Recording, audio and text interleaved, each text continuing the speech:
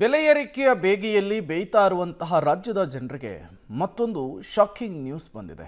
ಅದೇನಪ್ಪ ಅಂದರೆ ಈ ಅಡುಗೆಗೆ ಬಳಸುವಂತಹ ಎಣ್ಣೆ ಇದೆಯಲ್ಲ, ಕುಕ್ಕಿಂಗ್ ಆಯಿಲ್, ಅದರ ರೇಟ್ ಕೂಡ ಮತ್ತಷ್ಟು ಜಾಸ್ತಿ ಆಗಿದೆ. ಎಷ್ಟು ಮತ್ತು ಯಾಕಾಗೆ ಅಂದ್ರೆ ಇಲ್ಲಿದೆ ನೋಡಿ ಡೀಟೇಲ್ಸ್.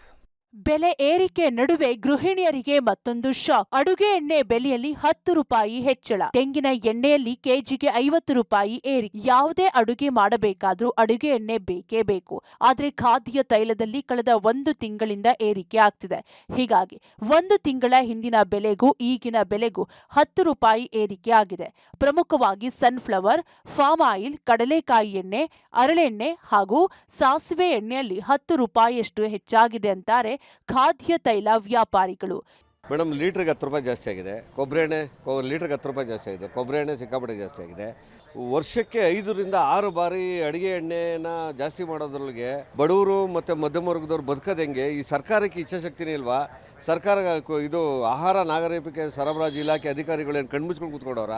3 ತಿಂಗಳಿಗಾಗಷ್ಟು ಸ್ಟಾಕ್ ಇಟ್ಕೊಂಡು ಅದನ್ನು ಡಿಮ್ಯಾಂಡ್ ಕ್ರಿಯೇಟ್ ಮಾಡಿ ಜನಗಳ ಮೇಲೆ ಅದನ್ನು ಹಾಕಿ ಅದು ದುಡ್ಡು ವಸೂಲಿ ಮಾಡೋದು ಎಷ್ಟು ಸರಿ ಅಂತ ಮೇಡಮ್? ಮೊನ್ನೆ ಮುಖ್ಯಮಂತ್ರಿಗಳೇ ಈ ಕಡೆ ಗಮನಿಸಿ ಒಂದ್ಸರಿ ನೋಡಿ, ನಿಮ್ಮ ಅಧಿಕಾರಿಗಳಿಗೆ ಹೇಳಿ ಇದು ಸರಿ ಇಲ್ಲ. ವರ್ಷಕ್ಕೆ 6 ಬಾರಿ ಜಾಸ್ತಿ ಆಗಿದೆ ಅಡುಗೆ ಎಣ್ಣೆ, ಸರಿ ಇಲ್ಲ, ತಪ್ಪು. ಇನ್ನು ಜಾಗತಿಕ ಮಟ್ಟದಲ್ಲಿ ಸೂರ್ಯಕಾಂತಿ ಎಣ್ಣೆಯ ಪೂರೈಕೆ ಕಡಿಮೆ ಆಗ್ತಿದೆ. ಹೀಗಾಗಿ ಸನ್ಫ್ಲವರ್ ಆಯಿಲ್ ರೇಟ್ ಹೆಚ್ಚಾಗಿದೆ.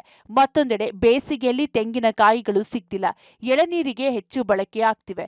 ಹೀಗಾಗಿ 1 ಕೆಜಿ ತೆಂಗಿನಕಾಯಿ ಎಣ್ಣೆ ಬೆಲೆಯಲ್ಲಿ 50 ರೂಪಾಯಿ ಹೆಚ್ಚಾಗಿದೆ. ಅಡುಗೆ ಎಣ್ಣೆಯನ್ನ ಅಕ್ರಮವಾಗಿ ಗೋಡಾನ್ಗಳಲ್ಲಿ ಸಂಗ್ರಹಿಸಲಾಗ್ತಿದೆ ಎಂಬ ಆರೋಪವು ಕೇಳಿ ಬರ್ತಿದೆ.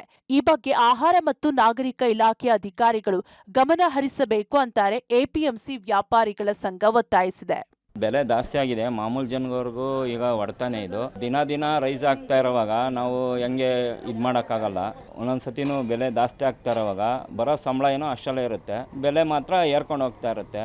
ಆವಾಗ ಮಾಮೂಲಿ ಜೀವನ ಮಾಡೋಕ್ಕೂ ಕಷ್ಟ ಆಗುತ್ತೆ ಮಾಮೂಲು ಜನಗಳಿಗೆ. ತೆಂಗಿನಕಾಯಿ ಎಣ್ಣೆನೂ ತುಂಬ ಹೆಚ್ಚಿಗೆ ಆಗಿದೆ ಇವಾಗ ಒಂದು ತೆಂಗಿನಕಾಯಿ ತೊಗೋಬೇಕು ಅಂದ್ರೂ 70 ರೂಪಾಯಿ 60 ರೂಪಾಯಿ ಮನೆ ಹತ್ರನೇ ಒಂದು ಕಾಯಿ.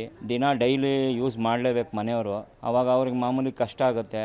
ಅದಕ್ಕೆ ನೋಡಿಕೊಂಡು ಇದು ಮಾಡಬೇಕು ಅಂತ ಕೇಳ್ಕೊಳ್ತೀವಿ.